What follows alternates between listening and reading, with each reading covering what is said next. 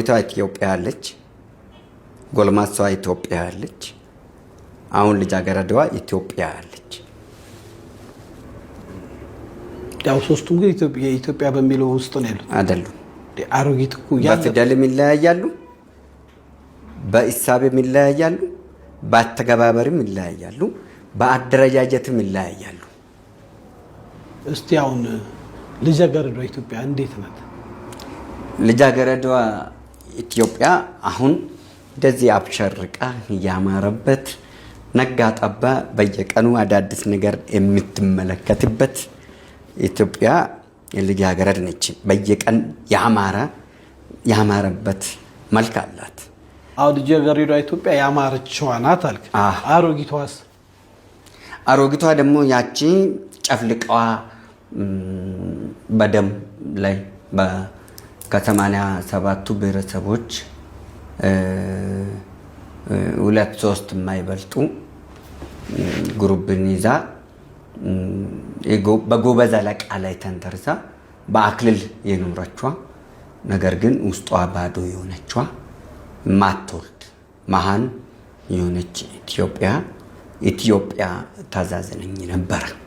ርጅራጆቹ ደግሞ ትንሽ ሻል አደረጉና ኢቶሪካ ብሎ የቅዠት እንጀራ በመብላት ይመጣል ሰባተኛ ንጉስ ከሰሜን ዳሽን ተራራ በሚል ኢቶሪካ አጼ ቴዎድሮስ ይመጣል ብሎ ዳግመኛ የሚጠብቁት ዘፈንን ኢቶሪካ ብሎ የሰየሙት አሉ። እና እንዴት ነው ይሄ? ያው ግጥሙ 00 ይሄ ሁለተኛ ነው። ሁለቷ ኢትዮጵያ። ሶስተኛዋ ኢትዮጵያ ደግሞ ልሙጡ ጨፍልቀ ግዛ፣ ግማሹን በትን ግማሹን ጨፍልቅ እንደሚመችህ ጎስም አድርገ ግዛ የሚባል ረግጠ ግዛ ነው።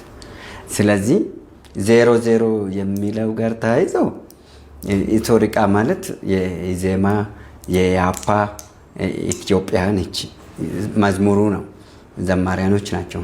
ሁለቱም የሚያራምዱት ቴዲ ዘማሪያቸው ነው እንጂ ቴዎድሮስ ዘማሪያቸው አድርጎ ነው ጽፎ የሰጡት የቀጠሩት እንጂ አቀነባብሮ ከዚህም ከፕሮቴስታንት ሃይማኖት ውስጥ መዝሙር ውስጥም ከኦርቶዶክስ መዝሙርም ከቃልቻም ከዘፋኞችም አንድ ላይ ቀንጨብ ተደርጎ ተቀናጃጅቶ የተሰጣው ነው እንጂ የራሱም አይደለም፣ ዘፈኑም አይደለም።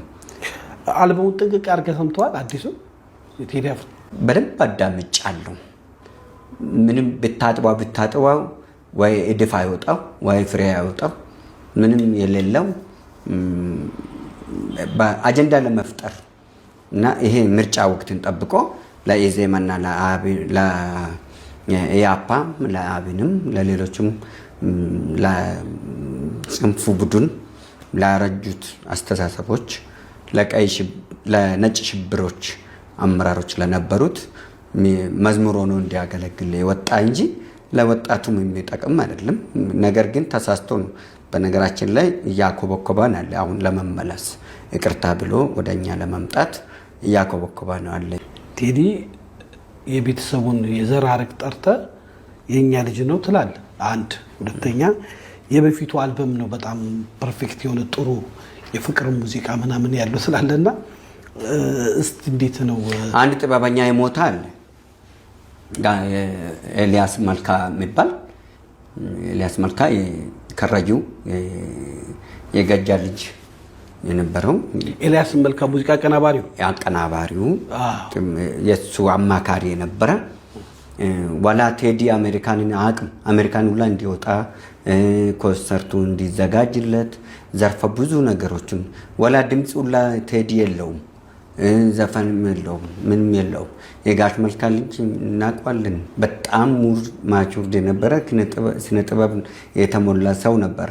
አቃጥሎ የገደለው ወይ ምክር አይገባው ወይ ፊደላቶች አይገባው ወይ ሙዚቃ አይገባው። ባይሞት ኖሮ ኤልያስ ባይሞት ኖሮ እና ዛሬ ላይ ቢኖር ኖሮ ይህን ኢቶሪካ የሚለውን ዘፈን በእርግጠኝነት አያስወጣውም ነበር። የጋሽ መልካ ያው አማካሮቹም አቀናባሮቹም ሁሉም እኮ ኦሮሞዎች ናቸው።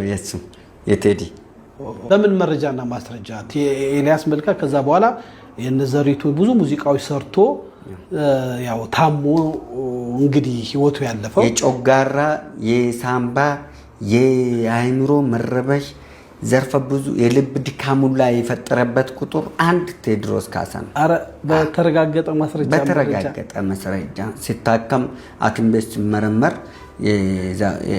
የኩላሊት እኮ ነው የተባለው በጊዜው። ኩላሊት ማለት ቁጭ ብሎ ቀን ተሌሊት ሲያሰለጥነው መከራ ሲበላ ነው ኩላሊቱ። በአንድ ስራ ላይ ሰው በሙዚቃ በተለያየ ስራ መስክ ሊጋጭ ይችላል። ግን አቶ ሰኝ በመረጃና በማስረጃ ቢሆን የተሻለ ነው ብዬ ነው። አንተም ራስህ እኮ ተናግረሃል እኮ ሲያቀናባብርለት ነበረ በመጀመሪያ ዘፈን ብላላው ያቀናባብራል። አዎ አቀናብረዋል። አንተ ቴዲን ዘፈን ኤልያስ እንደሚያቀናባብርለት አታውቅም ነበር? አውቃለሁ። በቃ ታዲያ ምንድን ነው የሚፈለገው? ሌላ መረጃ ከተፈለገ እኛ ዲኤንኤ መርማሪ አይደለንም። ኤልያስን ዛሬ አጥንቱን ነቅለን የእኛን ልጅ ገለውብናል ነው በቃ። ኤልያስ መልካም የእኛ ልጅ እኮ ነው፣ ከኛ እኮ ነው። እሱንም ገለውብናል ነው ራሱ ቴዲ አፍሮም የኛ ነው ብላል ነበር። ከኛ አዎ፣ ሁለቱም የኛ ናቸው። ፖለቲካና የሙዚቃ አርት ለምን አትለየው? አሁን ሙዚቃ የቴዲ አፍሮ ማንም ሰው ዘፈን የሚወድ እኔ እንኳን ዘፈን አልሰማም፣ የሚሰማ ሰው ይጨፍርበታል። በኦሮሚኛ የሚጨፍር አለ፣ በትግረኛ የሚጨፍር አለ። አርት ነው ሙዚቃ። አንተ በትግረኛ በተለያየ ሙዚቃም ትጨፍራለህ። ቴዎድሮስ በህይወቱ ሁለት ዘፈን ብቻ ነው የፍቅር የዘፈነ፣ ሌላው ፖለቲካን ነው የዘፈነው። የቱ ጋር ነው አርት የዘፈነ? ሁለት ዘፈን ብቻ ነው የዘፈነው። አንድ የአትሌቶችን ቀነኒሳን ዘፈነ። ሙዚቃ ህይወት የሚለው ሙዚቃ ሰምቷል የሱ። በቃ ሁለቱ ናቸው። ከዛ ውጭ ምን አለ ታዲያ? አረ ብዙ ነው አትሰኝ። ሌላው እንዳለ የታሪክ ምርኮኛ ነው። ምን ማለት ነው? የታሪክ ምርኮኛ ነው። ለኢትዮጵያም የአፄ ምኒልክ ታሪክ ሐውልት ጠባቂ ነኝ፣ ቅርስ ጠባቂ ነኝ ብሎ ነው የሚዘፍንላቸው። እንደገና ደግሞ የአፄ ኃይለሥላሴም ሁለቱም ከኛ ናቸው። አሁን እኮ እዚህ አልበሙ ላይ አዲስ አበባ አምሮብሻል፣ አሸብርቀሻልም ልኮ ብሎ ዘፍኗል። አዳምጠዋል ይሄንን ነገር። ግን አሸብርቆሻል ብሎ ሲል እኮ እኛን ከመሀል አውጥቶኛል ብለዋል። ፊት እንደነበረ ነገር ፊትም ቢሆን ለገጣፎ ነው የሚኖረው፣ እዚህ አይመጣም። የተዛባ መረጃ ካቀረብካቸው ነገሮች አንዱ አንቺም 00 የሚለው ቴዲ አልበም ውስጥ የለም። ለምን ሳያጣራ ተናገርክ? 00 ያልክበት ምክንያት ምንድን ነው? አጣርቻለሁ። ቶ የሚለው ፊደል ጋር ሂድ አናቱ ላይ ዜሮዋ በጣም ሰፊ ነች። በቶ ላይ ደግሞ የኢትዮጵያን ካርታ አስቀምጦበታል። የኢትዮጵያን ካርታ ካስቀመጣት አንቺም 00 ህዝብሽም 0 ሁሉንም 0 አድርጎ እኮ እሱ ብቻ ነው ራሱ ያስቀምጣል። ፊደሏን ነው የምትለው? ፊደሎቿን ቆያ ፖስተሩና ታዲያ ዘፈኑ ራሱ 0 አይደለም? አልወደድኩም። ምኑ ነው የሚወደደው እዛ ውስጥ? አሁን ምን አለ የሚወደደው? በነገራችን ላይ ማንንም አይወክልም እኮ። ለአማራ የወገነ መስሎ አንዳንዶቹ እኛን ነው የሚወክለን፣ የእኛ ነው ቴዲ ይላሉ አይደል? እነሱን ራሳቸውም ተሳድቧል እኮ በዘፈን ውስጥ። እስኪ አዳምጠው። አትሰኝ። አንዳንዴ ነገር የምታወሳስበው ነገር አለ፣ ይሄ ይጣራል። እስቲ ወደሚቀጥለው ሀሳብ 00 የሚለው ከፖስተሩ ጋር ነው የተያዘው እያልከን ነው? አዎ። በነገራችን ላይ ማንንም አይወክልም እኮ። ለአማራ የወገነ መስሎ አንዳንዶቹ እኛን ነው የሚወክለን፣ የእኛ ነው ቴዲ ይላሉ አይደል? እነሱን ራሳቸውም ተሳድቧል እኮ በዘፈን ውስጥ። እስኪ አዳምጠው። አትሰኝ። አንዳንዴ ነገር የምታወሳስበው ነገር አለ፣ ይሄ ይጣራል። እስቲ ወደሚቀጥለው ሀሳብ 00 የሚለው ከፖስተሩ ጋር ነው የተያዘው እያልከን ነው? አዎ። ፖስተሩ ላይ ቶ የሚለው ፊደል አናቱ ላይ 0 ሰፋ ብሏል። ብዙ ትርጓሜ ያለው እዛ ውስጥ። ሁለተኛ በቶ አናት ላይ የኢትዮጵያን ካርታ አስቀምጦበታል። ከታች የአፍሪካ ካርታ መሰለኝ ያየው። ከታች ነው የአፍሪካ ካርታ። አናቱ ላይ ደግሞ ቶ ፊደሏ አናት ላይ ወይ በምን ልተነተነው ቻልክ? በምን ጥበብ ማለት ነው ያልገባኝ። ሰው የጠበቀው ነው የጠበቁት። ነፍሱን ይማረውና ሰለሞን ተካልኝ የሞተው የሱ ግጥም ነው ብለ ጠይቀው ተብያለሁ። ተዘንግቶት ከሆነ አንተ ደግሞ ፖስተሩ ላይ ትላለና ሰለሞን ተካልኝ ያው ታውቃለህ ወደ ፖለቲካን ገብቶ የሞተ ነፍሱን ይማረውና የሱ ስራ ነው። ለምንድን ነው ነፍሱን ይማረው? ምን አገባህ አንተ እንዴ?